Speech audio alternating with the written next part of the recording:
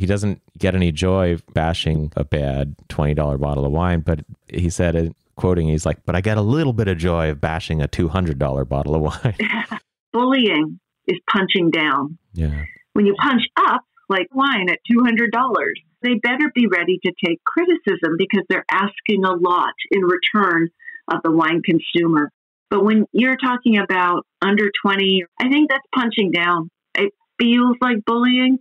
I'll always be honest with someone if they ask me, but I don't need to publicly beat up on wines like that. It's like shooting fish in a barrel. Do you have a thirst to learn about wine? Do you love stories about wonderfully obsessive people, hauntingly beautiful places, and amusingly awkward social situations? Well, that's the blend here on the Unreserved Wine Talk podcast. I'm your host, Natalie McLean, and each week I share with you unfiltered conversations with celebrities in the wine world, as well as confessions from my own tipsy journey as I write my third book on this subject. I'm so glad you're here. Now pass me that bottle, please, and let's get started.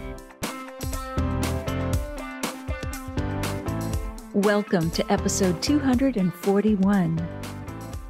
Why don't I review bad wines? What's the difference between sexist, sexy, and sensual writing, whether it's in wine tasting notes, articles, or outside the category? And what are the biggest differences between wine reviews and long-form articles, aside from the length? And what value does each form give to readers?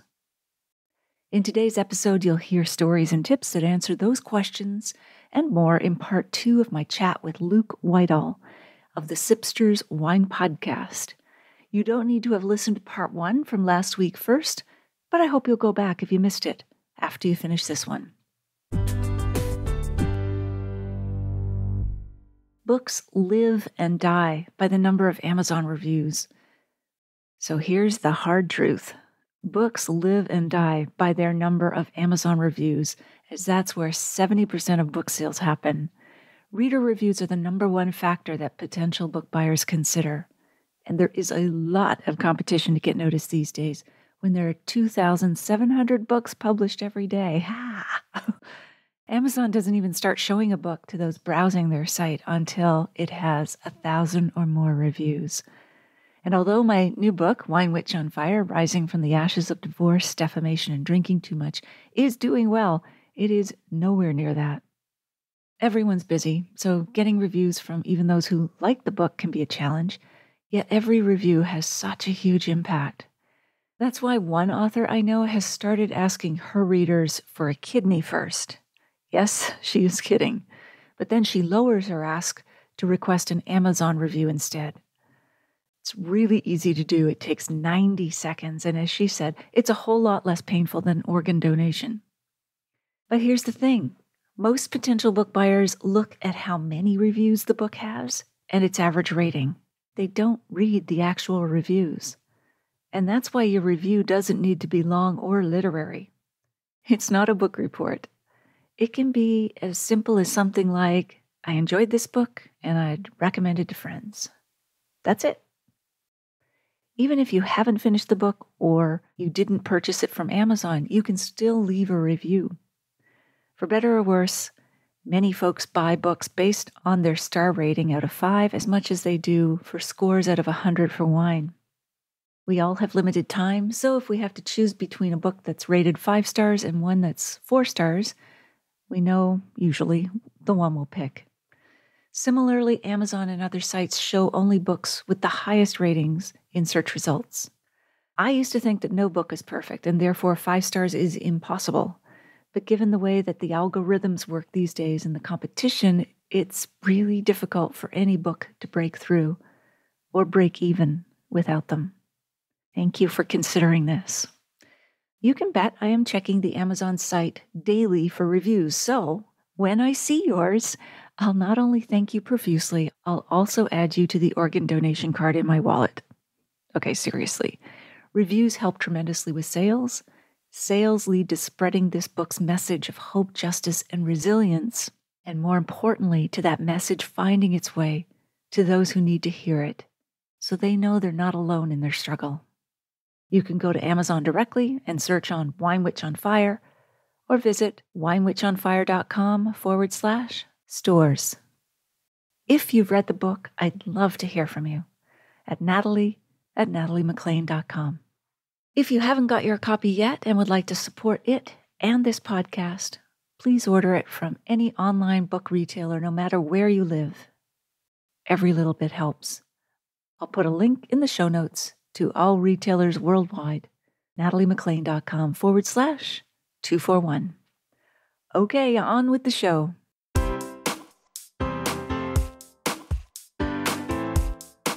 I kind of want to talk a little bit about one of the statements that you had in your book on page 262. It isn't in your subtitle. It's not one of the sort of major sort of pillar themes, but it kind of runs underneath everything else, which is a little bit about sexuality and talking about the difference between, in your statement, quote, sexist, sexy, and sensual writing, and sort of the difference between that. And I'm curious, what determines those lines for you personally? Sure. Well, I do think there's a difference. I had to really, writing Wine Witch on Fire made me think about these differences between sexist, sexy, and sensual writing. I think the first, sexist writing, subjugates someone as purely a sexual object. And the latter two, sexy, sensual, talk about personal desire without doing that. I think the same standards should apply to women and men, but I think we're often less comfortable traditionally with women expressing sexual desire. If we do, especially if we're of a certain age, we get labeled as a cougar because we're stalking sexual prey rather than just expressing a healthy sexual appetite as a mature woman. And more often, older women are stereotyped as having neither sexual desire nor attraction. Then they get labeled as the old hag or the witch. But what happened as I wrote the memoir, I had to call myself on some of this because, early in my writing, I was joking about post-divorce being very attracted to the UPS delivery guy and his military-like outfit and the way it curved the way around his biceps. Or I joked about kilt-wearing heroes like Jamie on The Outlander. Yeah. Or, conversely, criticizing that I didn't want to date any short, hairy men. But that was a double standard when I didn't want my own body sexualized. And it also, I think, belied my own insecurities. As I looked for love again, I focused on my height. I'm almost 5'10", and I felt too tall to be feminine with a shorter man. But I had to come full circle on that and to realize that I don't need a man to make me feel small and delicate. I don't need to be small and delicate. And I had to embrace my own tall, muscular body as a woman. And so it's very astute that you picked up on that because it is a theme in the wine writing, but also something I had to come to as a conclusion personally. And it's not easy to talk about. It gets to be pretty personal, can be really personal, because I think the Celtic saying, we don't see things as they are, we see things as we are, or we see the world as we are.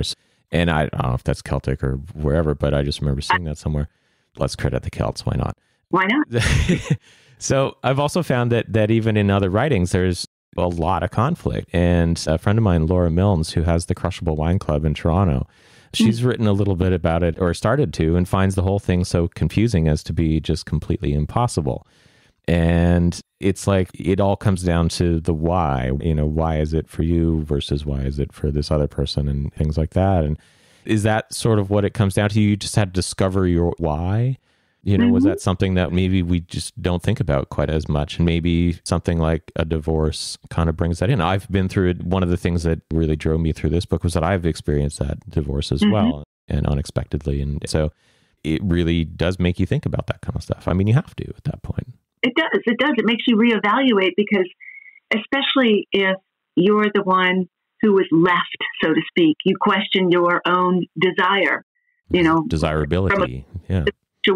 Sexuality, especially as a woman, but I don't want to, of course, men feel this way as well, but it's coming to full terms with who are you as a person in all facets, because I like to live up in my head as a writer. I was a dancer as a youngster, and that was all very much about expressing with your body, but I lost touch with that over time. And I love being a writer. I love living in the world of words and ideas and creativity.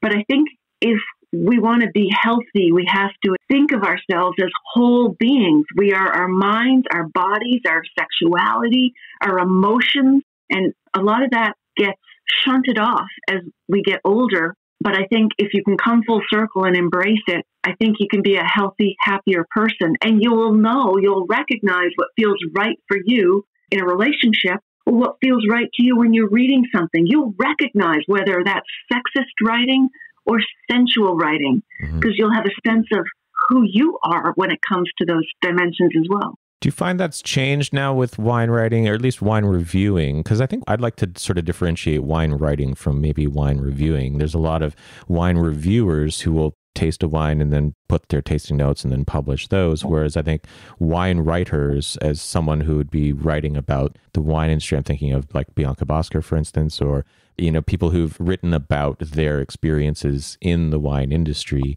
and, things like that.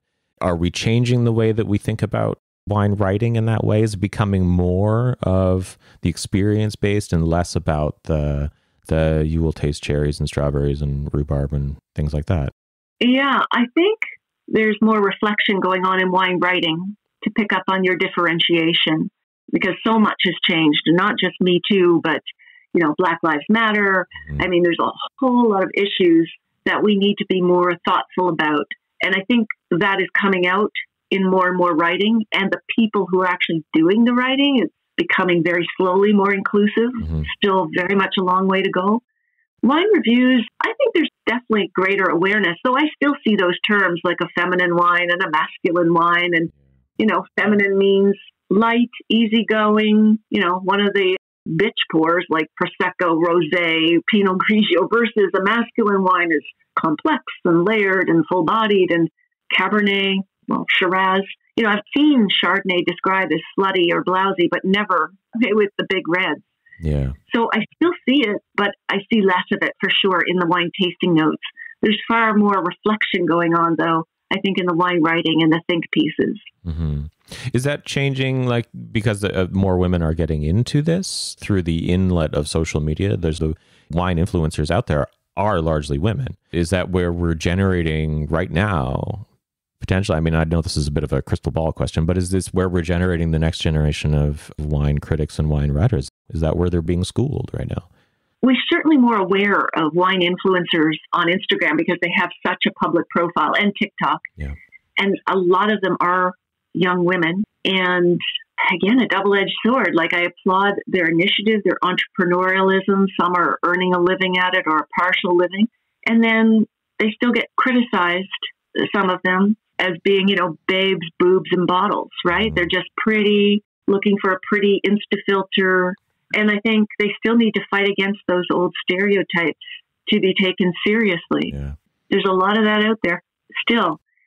So, yeah, I don't know. I still a mixed, it's a blend still of, we're seeing a lot more women get into, whether it's wine writing, wine criticism, or just wine influencing, kind of three different spheres there, although they're not mutually exclusive. A lot more younger women, but they still have to contend with a lot of, I think, sexist criticism. And wine is marketed to women for the most part. I mean, a lot of it is purchased by women. Most, winery demographics will show that their target market is either women, or that, their social media followings are 3/4 women, that kind of things. But internationally famous wine critics, I'm thinking of the Robert Parkers, the James Sucklings, the Steve Hymoffs, people like that. And even local ones here in BC, Anthony Gismondi and Steve McNall, they're all men. So does the disconnect come from there? That was the same 12 years ago or 11 years ago. So is there any change? When is there going to be a balance at some point? And is that the goal? There will be a generational change, but, long-time columnists who've earned their place, I think rightfully so, don't want to give it up. Vancouver wine column is pretty coveted. Yeah. So, nor should they be required to if they're doing a good job of covering wine. But we won't get those new perspectives until there is a turnover, I think, in the columns and media that are highly influential. Although print is declining, it's still very trustworthy and influential in terms of how people buy wine. And maybe that too is declining with the rise of social media and influencers. And so maybe that will be part of the change as well. But yeah, I don't know. It's really hard. I mean, there's just such a confluence of factors involved here that I think, to put it bleakly, I don't know if the old generation has to die off before there's real change. Not that I'm here trying to edge them to abyss here, but, a new generation change things. They will. There's the dark sense of humor again. That's good. Yeah. Grave humor. So you've, at the end, not to give away the ending, and I'm not, but in your book, you did talk about supporting other female writers who are giving them a chance, using some of, suggesting them for columns that you were part of for a while, or TV spots or things like that. Is that something that needs to continue more broadly for everybody? Are we looking for that balance? Is that the goal? It's a tough thing to ask people. I'm fortunate in that I've been able to establish a large platform with my website at nataliemclean.com, in case you're curious. And to write the books, to have the mobile app, the newsletter, and the podcast. And not everyone is as fortunate. So to ask people to step aside, it's a tough ask if that's one of their main or only sources of revenue. But, I was able to give over a few of my columns and TV regular appearances to women that I thought could use the boost and were up and coming. And in turn, that gave them entree, going to media tastings, getting invited on trips. Now, when I'm invited on trips abroad, I mostly refer someone on my team, or a younger person.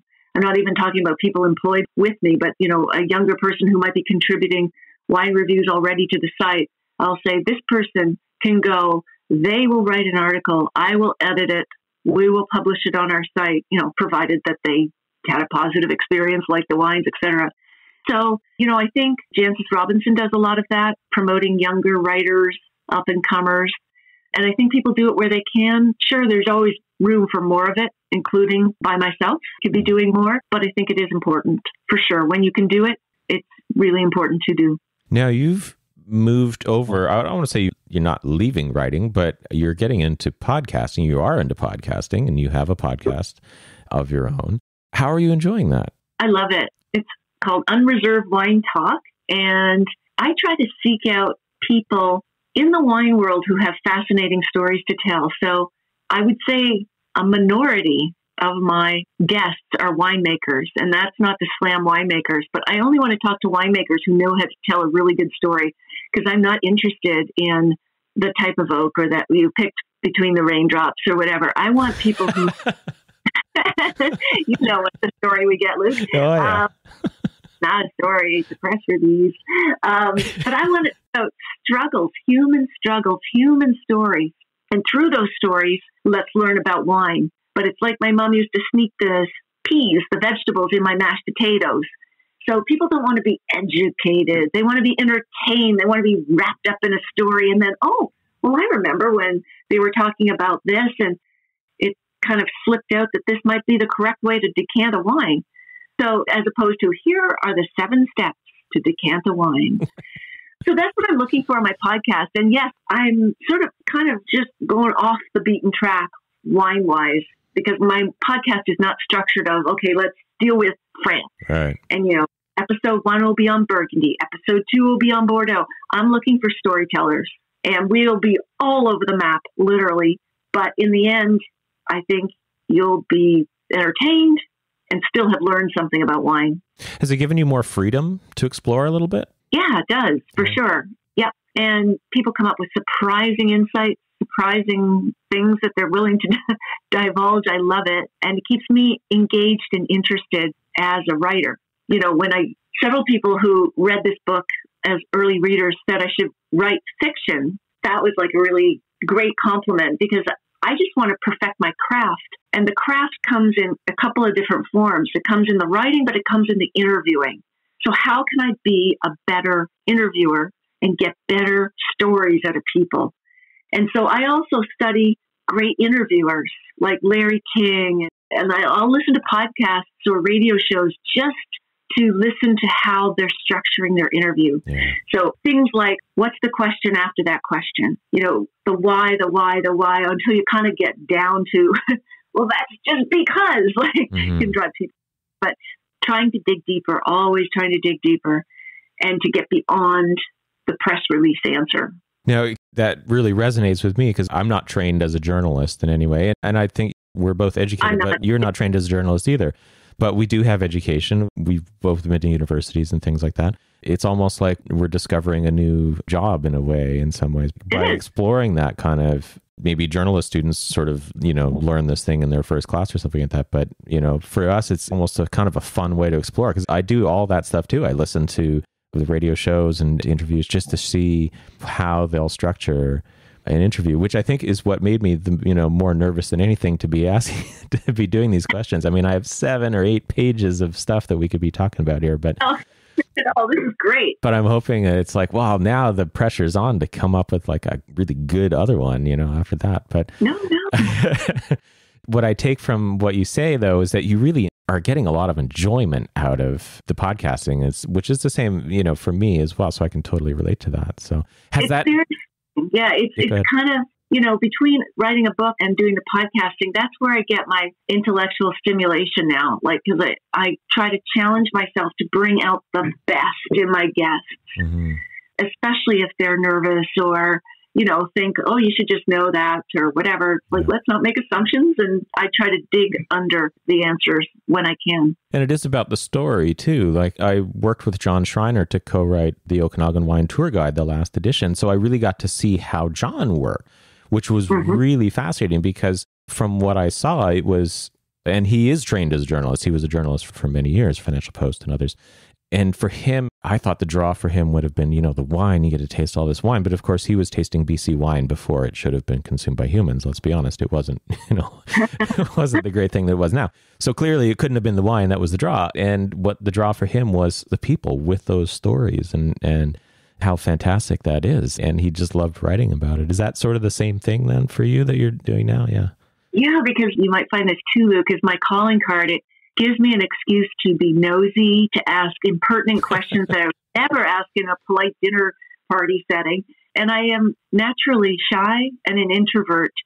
And wine brings me out of that shell. When I talk about it, whether I'm answering the questions or I'm posing the questions, it lets me come out of my natural tendency to just want to hide in the corner at a gathering. So it's been a big release for me to let me express myself through that. It's been a great, as I say, calling card, an excuse. And just to add on that, it's like a great intellectual stimulation in a way that is, at least for introverts, and I do have introverted tendencies, but it's a way to do that, and safely, without having to be completely on display or feel like you're on display and things like that. So, yeah. Yeah, once you get confidence in a certain amount of wine knowledge, that lets you sort of stand on top of that and get to more personal kinds of issues, I find. Like if you know what you're talking about with wine, and I still consider myself an enthusiastic amateur, I will clarify if someone is giving me an answer and uses a term that either I don't know or I think my listener might not know. I will say, oh, for those of us who don't know, what is that? And I just have to always be in the shoes of my listener or reader. I'm there. I get the privilege of interviewing this person because of them. It's not primarily or even a small part because of me. It's because of the audience I bring with me who are listening or reading, and that is a privilege. And so I always have them in my mind. They're sitting on my shoulders going, hey, whoa, wait a minute. I don't understand what that is. Or ask the tough, embarrassing question that I would like to ask as your listener or your reader. I would be too embarrassed. But you're there, you're talking to that person, so go ahead and ask it because I really want to know. That's cool. But don't do that now, Luke.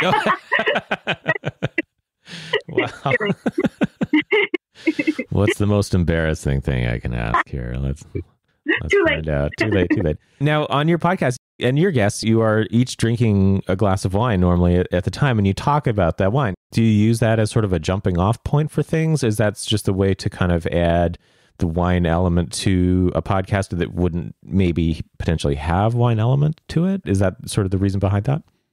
exactly. You've nailed it. So I only started doing that in the last 4 months or so, maybe, because again, people come to me because they want wine recommendations. But I think it's easier, more interesting to listen to two people sort of talking about the wines they're drinking. I love the ambiance, the noise too, like the pop. I've always put the, as I'm pouring the wine, I put it up beside my microphone. Yeah. I like that. It feels like, we're at the kitchen table. We're just having a glass of wine. Then, of course, I put the wine links in my show notes so that people can find those wines afterwards. Mm-hmm. But I think people relax, guests relax as well when they're talking about wine, because that's their domain. Usually they've come from some facet of wine.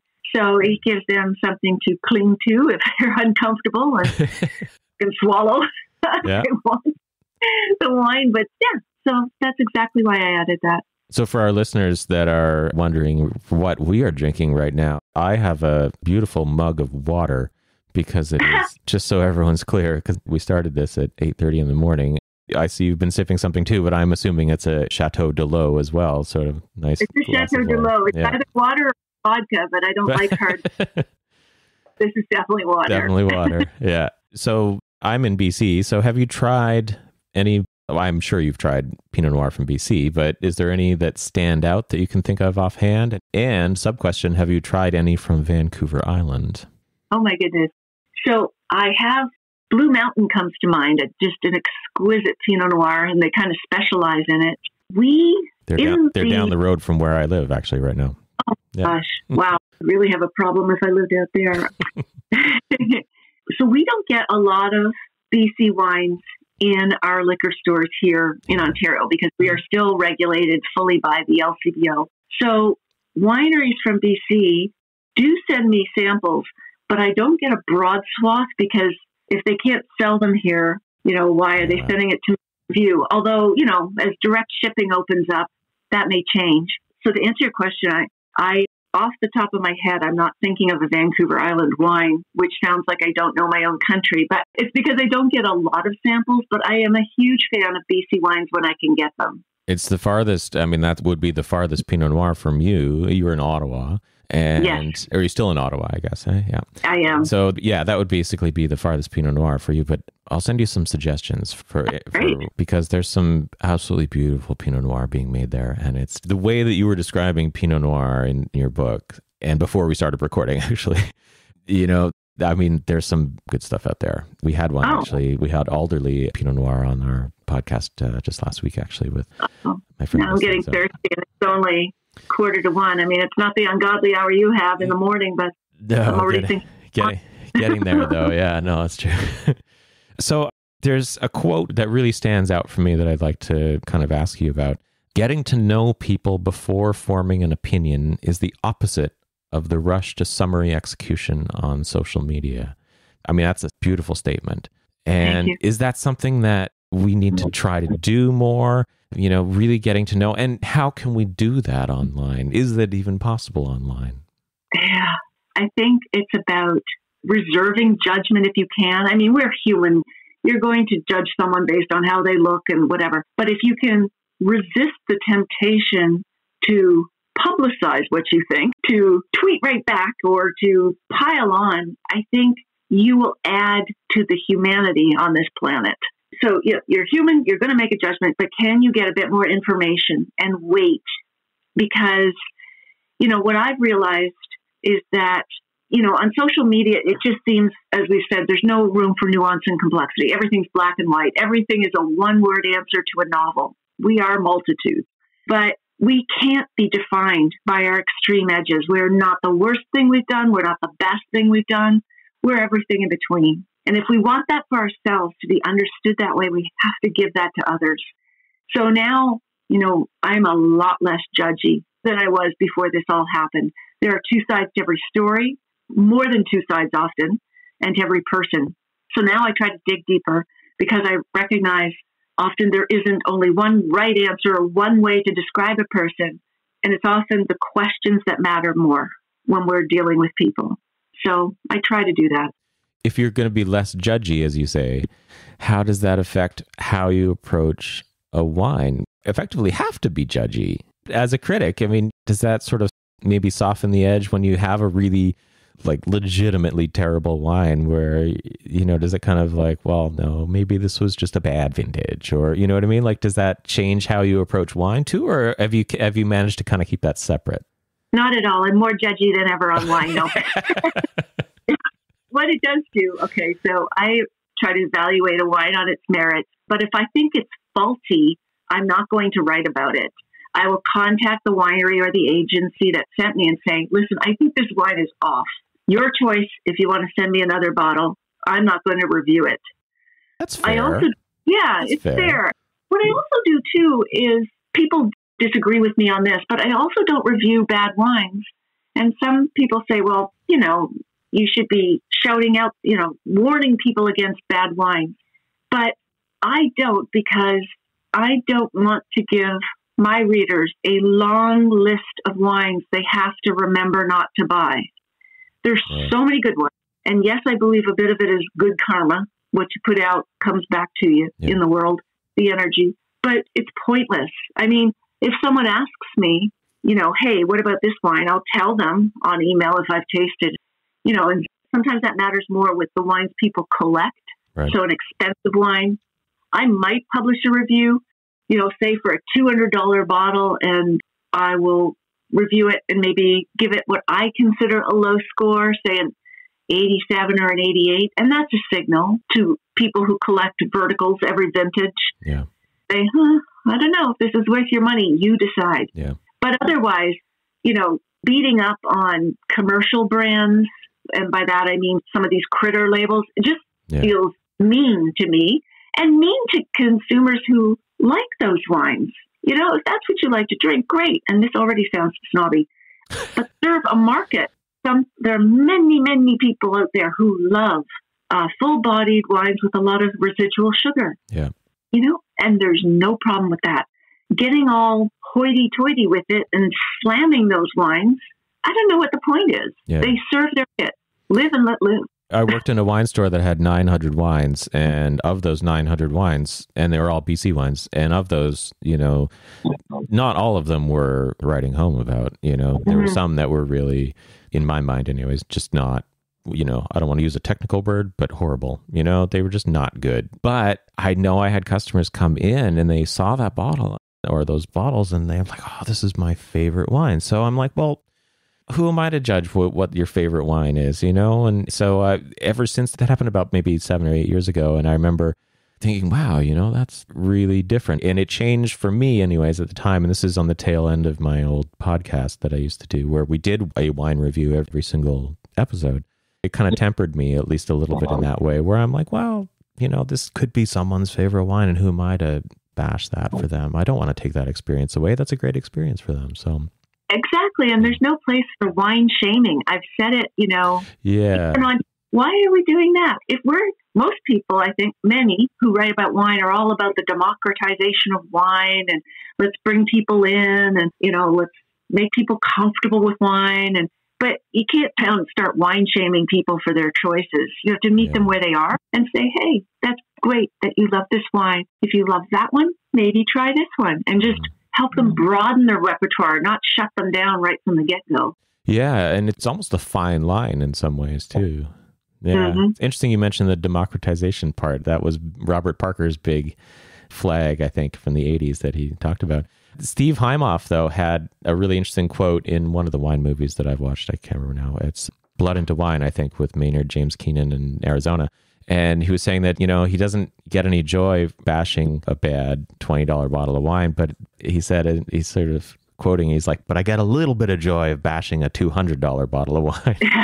Because it's, if you're going to charge that much for your wine, and obviously there's reasons why the wine is $200 and stuff like that, but is there a bit of a cutoff for you where if some wine that is purportedly, supposed to be extraordinarily high value, but you taste it and it's like, this is horrible, does that open up criticism above a certain point, do you think?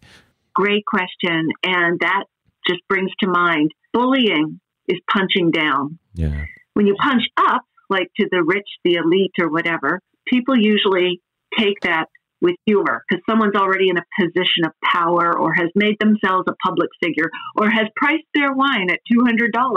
So they better be ready to take criticism because they're asking a lot in return of the wine consumer. But when you're talking about under $20 or $10 wines or whatever, I think that's punching down. It feels like bullying. I'll always be honest with someone if they ask me, but I don't need to publicly beat up on wines like that. I just don't feel the need. And I think it's like shooting fish in a barrel. Bad for the fish to be in a barrel in the first place, too, probably. What am I doing with the gun anyway? I always wondered about that. I'm like, I don't think I've ever seen fish in a barrel. I've only ever seen them, swimming in the stream. Absolutely. Yeah. Well, thank you so much, Natalie.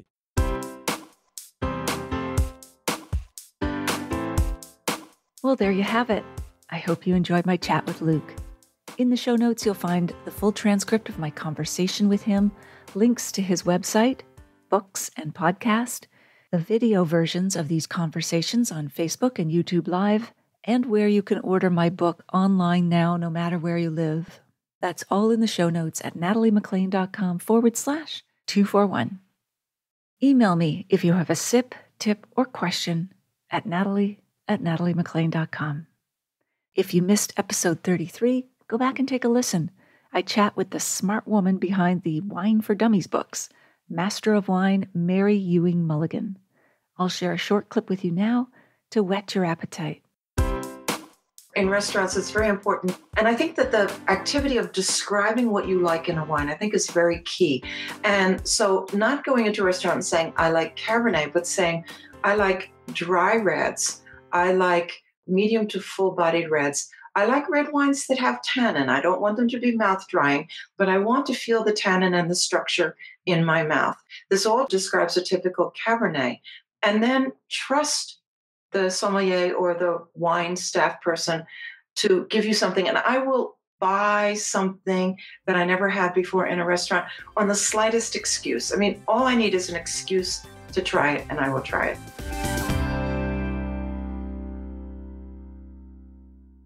If you liked this episode, please email or tell one friend about it this week, especially someone you know who'd be interested in the wines, tips, and stories we shared. You won't want to miss next week when I chat with Dina Blicksten, a lawyer who specializes on how artificial intelligence and machine learning is changing the wine world. Thank you for taking the time to join me here. I hope something great is in your glass this week. Perhaps a wine you discovered from an article rather than a tasting note.